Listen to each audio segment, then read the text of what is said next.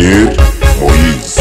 Yesu atihangane yewe mwana wanjye bwoko bwanjye Isiraheli, dore nagucimanze ibiganza byawe sinzakureka habe namba na gato. Yesu atihangane yewe mwana wanjye bwoko bwanjye Isiraheli, dore nagucimanze mu biganza byawe sinzakureka habe namba na gato. Icyo uzaba cyo kiragutegereza, icyo uzaba cyo kirakugerageza, kikakweza kikagutunganya pe, ugasogokuriza zahabu yera de. Icyo uzaba cyo kiragutegereza, icyo uzaba cyo kirakugerageza, kikakweza kikagutunganya pe, ugasogokuriza zahabu yera de.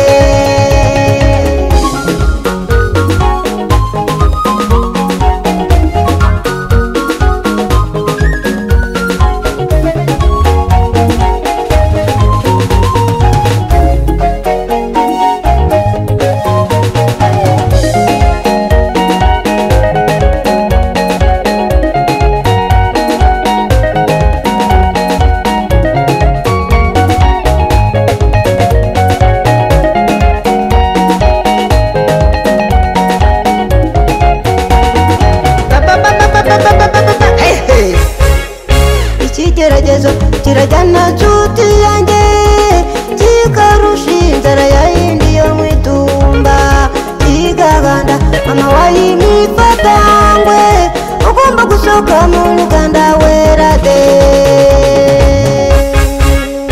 Ikigeragezo kirajyana nshuti yanjye, kikarusha inzara yayindi yo mu itumba, kigaganda mama wayimifatangwe, ugomba gusohoka mu muganda wera de.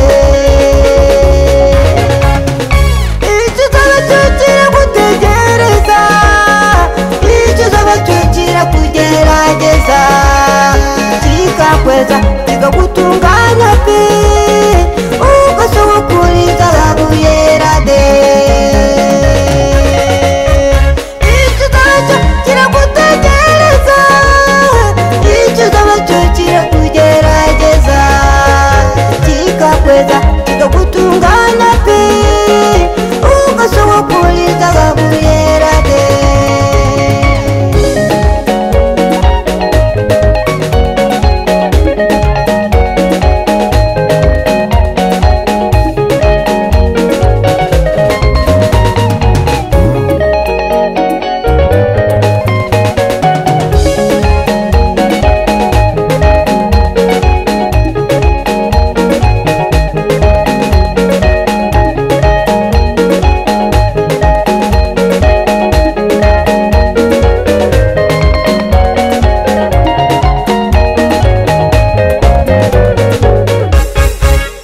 Bavewirira ku bantu uhari icyo baza kumarira, Imana yakwanitse ntabwo ushobora kukwanura, iyi ikwanuye ntabwo ushobora kukwanika, tuzize kukwanura abantu bose bagatangara.